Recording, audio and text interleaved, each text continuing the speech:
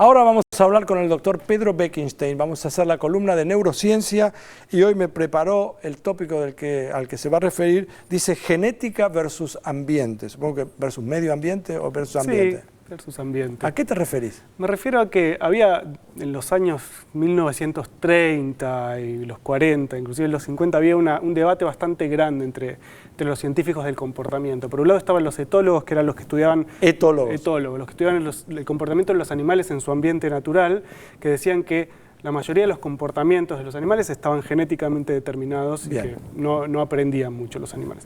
Por otro lado, ¿se incorporaba al hombre entre ellos? ¿Hablamos sí, de animales? Hablamos de animales en general. Y nos incluimos. Sí. Okay. Y por otro lado estaban los psicólogos, que estudiaban el comportamiento de los animales en el laboratorio y el comportamiento humano, y decían que los animales nacían como una tabula rasa, una hoja en blanco, y que la mayoría de los comportamientos eran aprendidos. Y esto, en realidad, lo que sabemos ahora es que ninguna de las dos variantes es cierta. El padre del conductismo, que era el que proponía que todo era aprendido, John Watson, hizo un experimento que en el día de hoy sería éticamente muy reprobable. Él decía que él podía condicionar a un infante a hacer lo que él quisiera, desde arquitecto, bombero, médico. Y entonces él hizo un experimento donde agarró un bebé, ¿con un bebé real? Un bebé de 9 meses, se llamaba el pequeño Albert, y lo condicionó a tener miedo a determinadas cosas.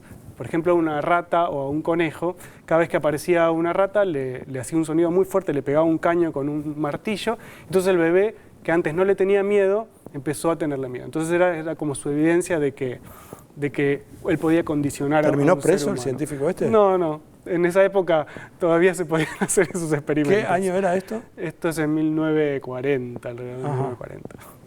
Lo cierto es que lo que sabemos ahora es que el comportamiento tanto humano como de los animales depende de una interacción entre lo que pasa en nuestros genes con lo que pasa, normalmente lo llamamos ambiente, pero para nosotros es lo cultural, ¿no? Entonces lo cultural claramente influye sobre nuestro comportamiento y recién ahora se está empezando a entender cómo es que esto pasa, cómo es que el ambiente, lo cultural, puede modificar nuestro ADN de alguna manera. ¿Modifica el ADN? Sí. El ADN, cómo puede hacer que algunos genes se activen y otros no, para determinar lo que va a ocurrir en el cerebro y lo que va a ocurrir en nuestro comportamiento. Una pregunta de un lego. ¿Qué tiene que ver con el fenotipo? El fenotipo es justamente la expresión de los genes, lo que se ve desde afuera de la actividad de nuestros genes. ¿Y no incluye la parte propiamente genética y la del medio ambiente? Claro, el fenotipo es el resultado de la combinación de ambas cosas. Entonces, por ejemplo, un ejemplo muy claro es que se están buscando un montón de las bases genéticas de, por ejemplo, enfermedades psiquiátricas como la esquizofrenia. Y lo que se descubrió es que hay determinadas variantes de genes que hacen que haya una predisposición a tener ataques psicóticos y a la esquizofrenia, pero que en los casos en que se desarrollan la esquizofrenia como enfermedad, es mayoritariamente en casos donde hubo algún evento traumático en la vida, algún evento muy estresante, y que si no, la enfermedad no se hubiera manifestado.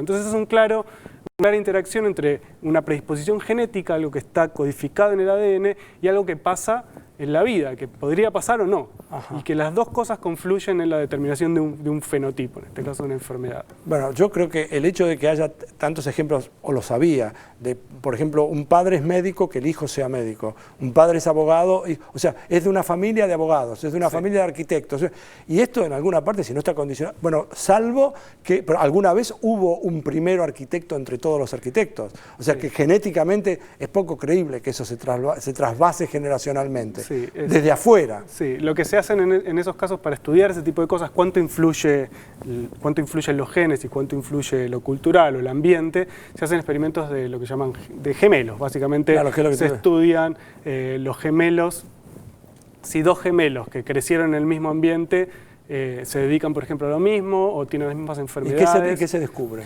Y lo que se descubre es cuán heredable es un determinado rasgo. Pero por eso la pregunta es, ¿hay resultados sobre eso? ¿Se sabe que...? Sí, bueno, se sabe, digamos, es fácil, es relativamente sencillo estudiar eso para enfermedades en general. Claro. Entonces se sabe Entonces hay una mutación en alguna parte. Claro, pero vos podés pensar que una mutación también puede ser la responsable de que las personas sean científicas o que sean artistas de alguna manera, o que te da cierta predisposición a algo, no por ser determinista, porque eso va a tener después que ver con cuánto influye el ambiente, por supuesto, pero es la interacción entre las dos cosas. Lo que no quiero es descartar una cosa o la otra. Me interesa que la biología, lo interesante de la biología es que puede explicar todo. No necesito explicarlo todo desde lo cultural o todo desde lo genético. Ahora puedo explicar cómo interaccionan esos dos fenómenos. Yo te voy a decir que si hay algo que aprendí ahora, después de escucharte, es que efectivamente el ambiente, medio ambiente, puede modificar genéticamente, porque pueda hacer una modificación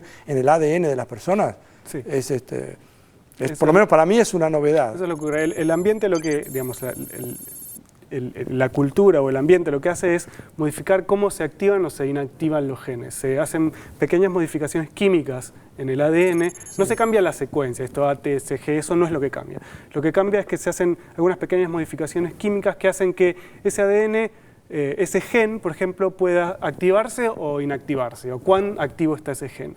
Entonces, eso va a estar controlado por lo que a uno le ocurra durante la vida, más allá del ADN que tenga. Bueno, pero entonces, ahora para terminar, una propuesta. Uno podría empezar a tomar muestras de ADN, que es una cosa, digamos, obviamente no invasiva, digamos, con un poco de saliva, por ejemplo, de una persona o de personas, y después mirar qué pasa dentro de 20, 30 años. Sí. Para ver cuál fue la modificación genética, otra vez entre comillas, para poder medir. ¿No se hizo eso todavía? Se está haciendo eso. Digamos, la revolución de hace algunos años fue el genoma humano, que fue la secuenciación del genoma total. Estamos hablando del año 2000. Claro, y ahora la revolución que se viene es el estudio de lo que se llama el epigenoma, que es justamente el estudio de las modificaciones en el ADN que ocurren a lo largo de la vida. O sea, y ya hay muestras, hay evidencias de eso. Por supuesto, es hacia donde vamos. Es entender cómo ahora ese genoma del que conocemos la secuencia, cómo se modifica de acuerdo al ambiente. Mi cara de sorpresa te dice algo, ¿no? Sí. Qué bueno que todavía nos podamos sorprender con... Pedro Bekenstein es doctor en biología, trabaja aquí en Científicos Industria Argentina, hace la columna de neurociencias. Gracias, Pedro. Y volvemos entonces con el programa de esta forma.